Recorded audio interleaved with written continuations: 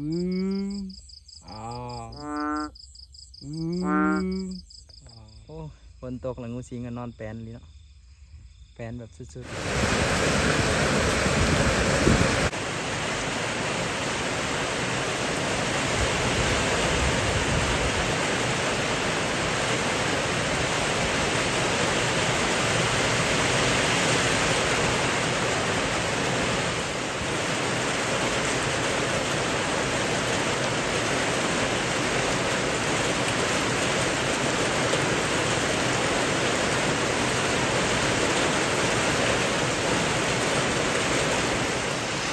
ฝนตกแดดนั่งแห้งปานนี้เนาะสบายดียามแรงพี่น้องเมื่อแรงเป็นย่างเอื้องน้ำกันเด้อพี่น้องฝนตกแห้งแต่บ่โหสิได้เอื้องหรือบ่เพราะว่ามันตกแล้วรอบหนึ่งอันนี้คือรอบที่สองตกประมาณชั่วโมงปลายเนาะตกแดดได้พี่น้องทางหนึ่งแดดทางหนึ่งตกอยู่บ้านเมียเฮาน่ะบ่ตกอยู่บ้านเมียเฮาหรือว่าบ้านเฮานี่แหละนี่บ่ตกแต่บ้านอุดมไซไปหาบ้านกองตกทางพี่ทางพุ่นมันบ่ได้ตกมันขึ้นแล้วก็ลงมาหลอดสำรวจเมืองทงหน้าพี่น้องหลังจากฝ่าฝนตกแล้ว โอ้ยแบบว่าซื่นใจแห้งอะไรสดซื่นแห้งอะไรบรรยากาศหลังจากฝนตกพี่น้องเขาเอิ้นว่าฝ่าหลังฝนเนาะมันก็สิสวยงามเสมอน้ำก็มีอยู่ได้พี่น้องพอให้เงี้ยงกบเงี้ยงเอื้องได้อยู่ได้แมลงเดี๋ยวแมลงพ่อกันพี่น้องอยู่ทงหน้าหรือว่าอยู่ห้วยบอนเก่าพี่น้องบอนหาอยู่หากินบอนเคยอยู่บอนเคยหาอยู่หากิน บ่ว่าแต่คนเด้องัวควายกระซื่นคือกันพี่น้องฟังเสียงเบิ่งห้องแบ่แบ่อยู่ขนาดงัวมันยังห้องว่าแบ่บรรยากาศสดชื่นพี่น้องตะเวนกำลังสิตกดินเมื่อสากหมอไฟไปก่อนเมื่อแรกนี่บ่ได้เอื้องกันแม่นเอาตะกะแตนนะพี่น้อง หาเอาเบิดทุกอย่างเลย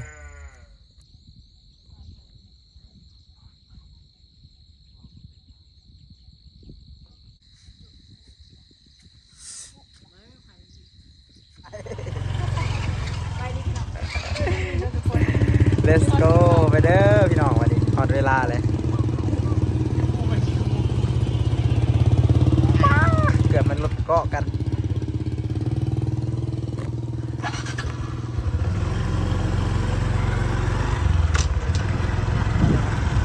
โอ้โหเขายังยัวอยู่มีคนอยู่บ่อยู่หอยโอ้โหงาไม้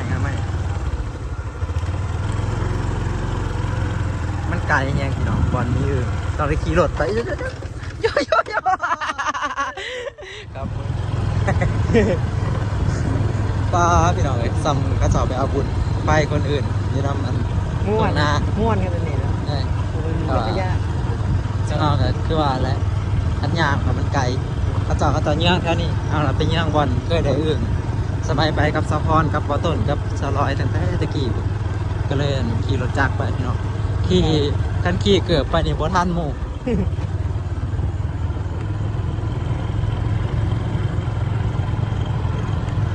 ขี่เกือบไปกะเดินทางมาหอดจุดหมายปลายทางแหละพี่น้อง มีแต่ใบตองบ่มีน้ำมันเป็นห่วยแบบฝนตกบ่แห้งทางนี้คือซีเมนแห้งก็หมู่แล้วมันทางบ้านเฮาเขาเจาะมาก่อนแล้วเขาเจาะก็ขี่รถกลับแต่ว่าเฮานี่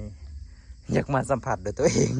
มาหอดบ่มีน้ำปกติเฮามาน้ำมันสิไหลแล้วก็มันสิข้างเป็นวางหน่อยพอได้มีเนาะแต่ว่าอันนี้คือแบบแห้งเลยบ่แห้งคือฝนตกอยู่บ้านเฮาไปปรึกษากันใหม่สิไปทางใดต่อฝนทางนี้บ่แห้งมีแต่อยู่บ้านเฮาเบิ่งไหนพี่น้องมานะความหลายคนจะมันย่านน้ำก็จะบ่ไหลน้ำจะบ่ไหลในห่วยไปหาหลอกบางโคกบางเถื่อมันมีบ่กันเท่ากับมีถ้าโคกบางเถื่อมันออกเลยมันออกแบบนี้แหละแม่นลองหายังเบิ่งผู้ใดมานผู้นั้นได้เส้นไปเขียดให้กันเอาในหัวบ่มีหนามนี่ดีกว่าบ่มีอีหลีบ่เชื่อกลับไปเบิ่งใหม่เบิ่งเอาเขียดก่อนเฮาเขียดก็เด้อพี่น้อง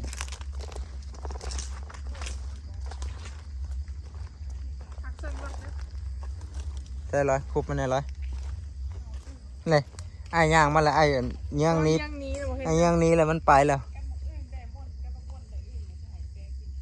แล้วบ่เห็นสัมบันไปพี่น้องเลาะไปบองไม้เรื่อยๆไผ่คนน่ะเป็นซิปอึ้งน่ะตัวเดียวห้องอึ้งอึ้ง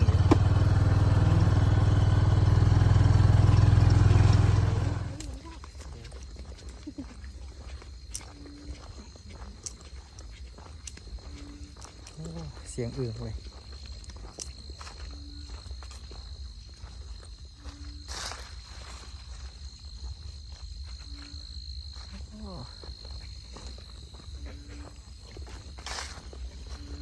อย่าย่างไว้หลายพี่น้องอึ้งมันสิไป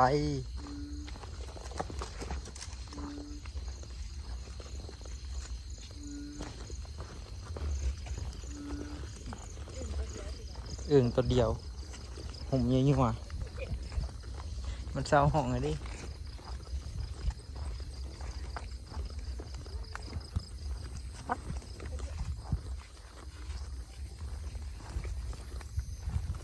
มาลงก่อนสัก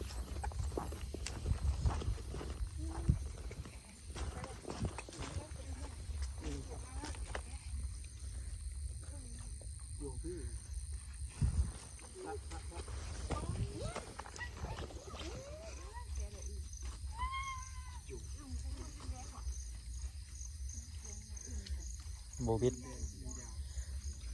วิดใช่โบวิดมือในพันอ๋อโถอึ่งตัวแรกของปีนี้พี่น้อง ที่หาเอง ทาแปะ ตายก่อนซะเลยเฮ็ดอะไรเบิ่งเด้อนิ้วตีนมันมีจักนิ้ว สับไปลูก ทาแป้งคอเล็กดู ก้อนสิบ่มีนั่นหวยตัวมีอื่นนะคนมันบ่ตกแห้ง อืม ก็เลยแบบมีแต่หวยหน่อยอันอื่นมันบ่ลายพี่น้อง พี่จะมาพี่ สองแตกสองอ้วนแกกเลย ปลา มันจะสร้าง จะมันสิแตก นี่ กระ เห็น ท้อง นี่ มันนะ เห็นนี่เห็นบ้างเห็นนี่มันสิห่องใช่บ้าง ตะแพงอันนี้ มันกันใจตายแล้วพี่น้อง โอ้ เป็นตัวผูได้เนี่ยมันค้างมันยาว แม่นมันหาเมียอยู่ร้อยเป็นเนื้อคู่ให้อึ่งเนี่ย หน้าคู่ใคร อืม แกไปแล้ว ก็ได้เขียดโม่เลยพี่น้องเอียนเอียนมาสัตว์อึ่งบ่ทันมันคนหลาย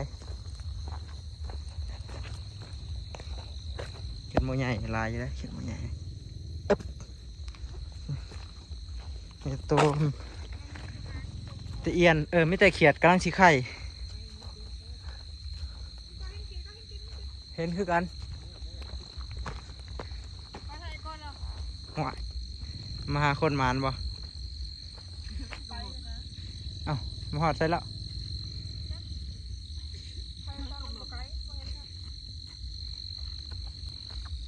พออึ่งแล้วพี่น้องอึ่งโคกว้ายยังพันในลงน้ำซ้ำนี่นะไปเขาห้องหาอยู่ผู้อึ่งอยู่ผู้ได้หน่อยพูดพี่น้องเลยจักเสียวเลยสิปล่อยอ๋ออึ่งหมวกแดงเฮ้ยพี่น้องเห็นบ่ตาขาวๆทางยาวๆอึ่งหมวกแดงหรือว่าอึ่งยางหางยาวๆหูยาวๆหางป่อมๆ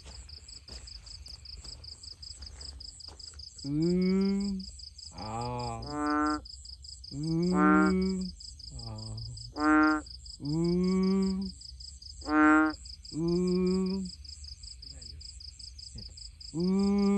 อ๋อเสียงบนนี้หันแล้วมันลิฟต์ลงตรงไหนที่มันห้องตอบปะมันหน่อยโพดพี่น้องเอ้ยกระเทินเสียวเพิ่นไงกระเทินอีกได้มันยังอึ่งค่ะกระเทินเอาแต่เขียดโม่มือนี่นะเขียดโม่นี่ได้หลายตัวเติบแล้วแต่ว่าอึ่งยังบ่ได้เอาเนื่องจากว่ามันกระเทิน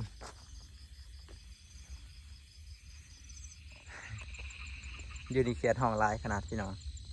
อึ่งก็มีอยู่ตัวหนึ่งสองตัวแต่ว่าเขียดนี่ห้องลายมีแต่เขียดน้ำเต่าเขียดน้ำเต่าหรือว่าพวกเขียดตะป่องจักชื่อเอิ้นซื้อจังใด ไปเดี๋ยวไปเอาเขียดโม่กันเขียดโม่นี่เอาอยู่